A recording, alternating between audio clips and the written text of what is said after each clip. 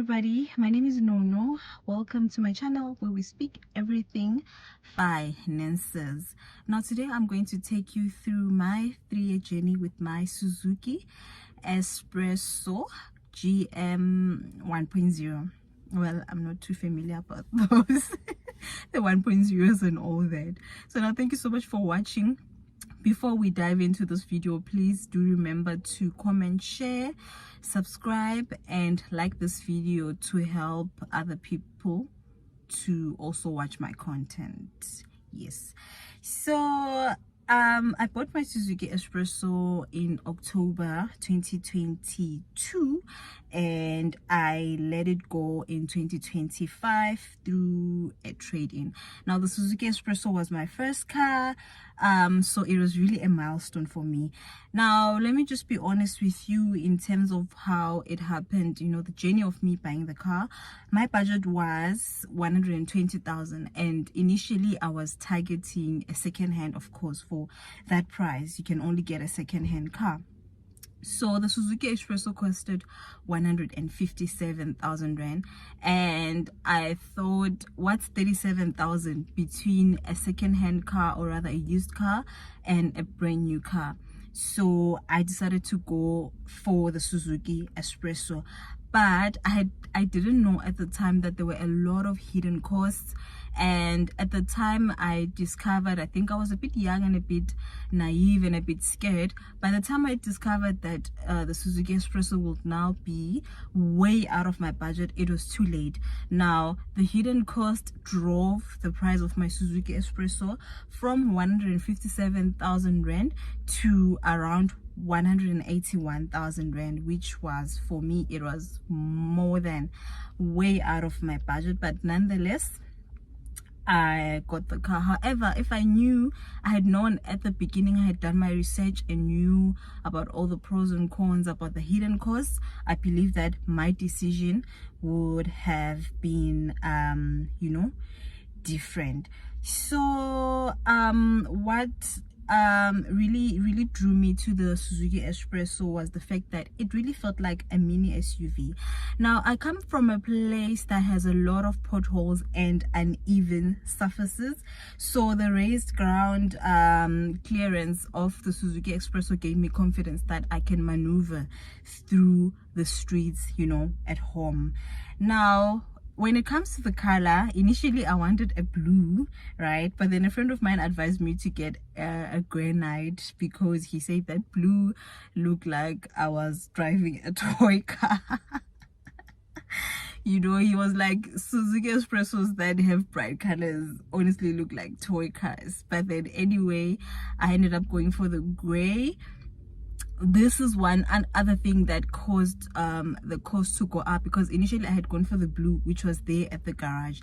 Now I wanted gray, which was scarce at the time, so the dealer had told me that he needs to order the gray from Durban or something, and I had to pay 6,000 extra for delivery fees, which I did not know up until the time I was now signing up for the car. Had I known, I was going to go for another color that is, within the dealership. But dealers don't tell you that because all they want is their commission. So over the past 3 years, I've used the car, like in different settings. I've used the car for city driving. The Suzuki Presso is absolutely amazing for city driving. It's very simple to park in closed, like in crowded spaces, in like malls, like your main lane mall, and like markets. I usually like to go to Tshwane Market, affectionately known as Marabastad. I like to go there, and it's very easy to park. It doesn't even need you to be a master of parking. You just get in there, you put your car in and it's there. So it's nice when you're a beginner. It was my first time. The first time I ever drove a car was with my Suzuki Presso. No one has a car in my family, so I had to learn with my own car, you know, besides the driving school cars. So parking was something that I was definitely not familiar with. So my car, being a small car, made it very easy for me to park, even if it was skewed, even if it was facing the other direction, it will still be within the barrier lines of the parking. So that's what I liked about, you know, like the Suzuki Presso. And feeling the tank never broke the bank. You know, my full tank was around 647 rand, when it would be like too expensive, it would be around, you know, that price. So I would move around easy, you know. I stay 60 kilometers or so away from the CBD. So for me to come to the CBD, I'll just pour 100 rand of petrol, worth of petrol, and it will take me right to where I want to and take me back home. And I'll even still do errands around town, you know, without any problem. So at first I used to be scared because I was the first time driver. So I used to be scared, and I would always put in a full tank when I'm out of petrol, because I would be scared that what if I get stuck, you know. So as time went on, I never used to do that. I'd put like my 100 rand petrol. I was now confident because I knew the car. So in terms of fuel efficiency, Suzuki Presso was absolutely you know, the best.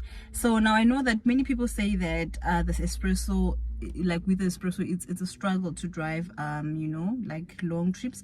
But in my experience, I actually drove mine all the way from Pretoria to Swaziland, and it was a very, very, very smooth you know, ride. Even though for me, I felt that I'm a slow driver. I think it's because also I was taught driving at the driving school, and with the driving school they teach you all those rules, all those, you know, do's and don'ts, and usually they don't want you to speed with their cars. They'll tell you drive slowly. So since then I inherited a culture of driving slowly. My driving was between 80 and 100, but then I felt that with the espresso, when I would drive up to 90, the car would start shaking, you know. It will feel like it's so unstable. There's this curve. Now if you are from Pretoria, if you're familiar with Pretoria, you would know there's this road that is really curvy just after just when you're approaching Fountains and you're going to Joburg. When I'd be like curving in that curve, it would really feel like my car is falling. But then I did do my research on that. It has springs, so it will never fall, even though it feels like it's unstable and it's falling. So that was one of the problems that I would you know, like that was only what I would say maybe I experienced in my journey traveling from here to Swaziland, because obviously I can't go to Swaziland with 80 when will I get there traveling at 80 kilometers per hour? So it's just not doable. So when it comes to pros and cons, let me just quickly share with you now from my own experience. So the Suzuki Presso, once again, is very fuel efficient. Again, it's very easy to maneuver in the city parking and in tight spaces. And also, the service and the maintenance is very low. Now, for the 3 years that I had the Suzuki Presso, for the first year, the service was free, and then I had to pay for service for the second year and the third year, and it was really cheap. It was both services were both under 5,000, you know, 5,000 rands. And then the cons for the Suzuki Presso is that the space is limited. Like once you add children, once you add luggage, I have heard a blessing of having 2 kids during my tenure with the Suzuki Presso. So I've heard two more kids, and I found it difficult when you have to put car seats and you have to put their bags, you have to put their blankets. You know, when you're traveling with babies, you need to put blankets, you need a stash of everything. So I found it difficult to fit in like some luggage at the boot space. I now saw that the boot space was getting smaller and smaller, and it almost felt as if the Suzuki Presso was only suitable for me. When I'm by myself, I'm doing my things and all that, it was very suitable and highly reliable. I would recommend. But once I added 2 children, it started to feel like it was getting smaller. But with my 1 child, it was okay. So I would recommend it if you have 1 child. It's easy, especially my child is 12 years old now, so you don't need to travel with a lot of things with him. So if you have older kids, I believe, yeah, you should go for it. But now if you're small babies, I have twin babies, so that made it difficult for me to be able to fit in all our luggage, you know, in there. So like also the build of the car, I would not say basic per se, but I had no problem with my Suzuki Espresso. First of all, I thought that my Suzuki Espresso was beautiful. For me, when I first saw that gray Suzuki Espresso, it was love at first sight for me, okay? But I found that after I had bought the Suzuki Espresso, a few moments later, it's really hot, so that is really affecting the it's really hot, so that is really affecting the temperature of the phone.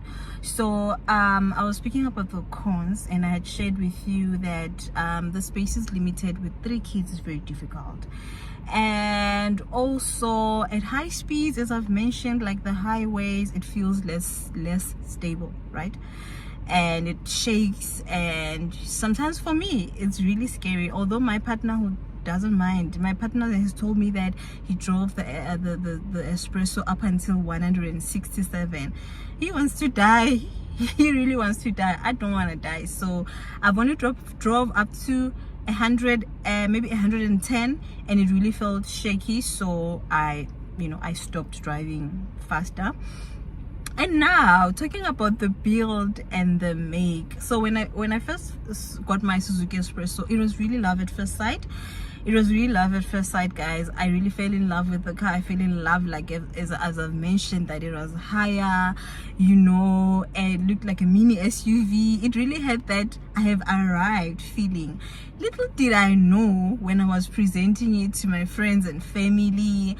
I remember this other friend of mine was like, it's a ketchup. You know what a ketchup is? A ketchup, it's those sachets that you would get when you buy like your KFC or like Nando's, and then you get those ketchups with mini ketchups with the ketchup inside, like with tomato sauce or mayonnaise or something. So they called my car a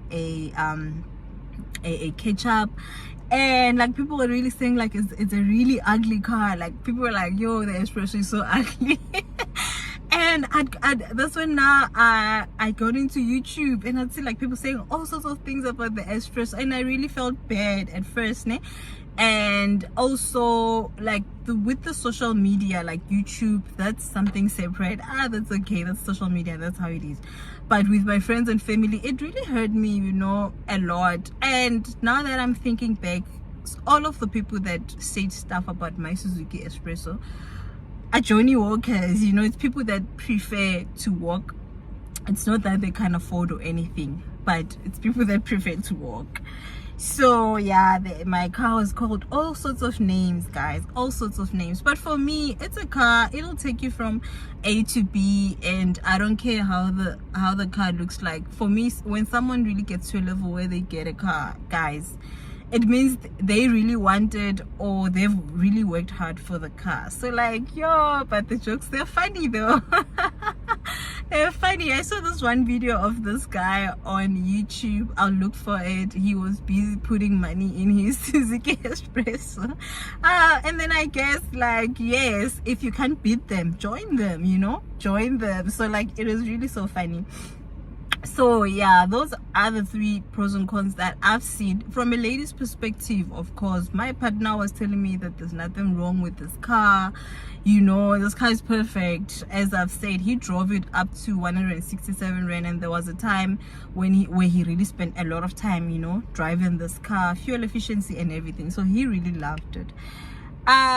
So in conclusion, right, so over the past 3 years, I've really had a great time with the Suzuki Espresso.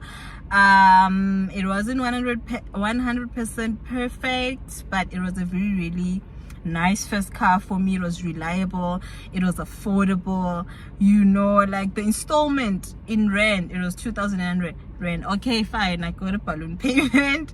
I got a balloon, and I'll explain my experience in terms of the balloon, you know, on the next video. And like, if you're someone that's looking for a budget car and a brand A few moments later. yeah, it's really hard, guys. Yes, so it is budget friendly. It is the maintenance is cheaper and the installment is low.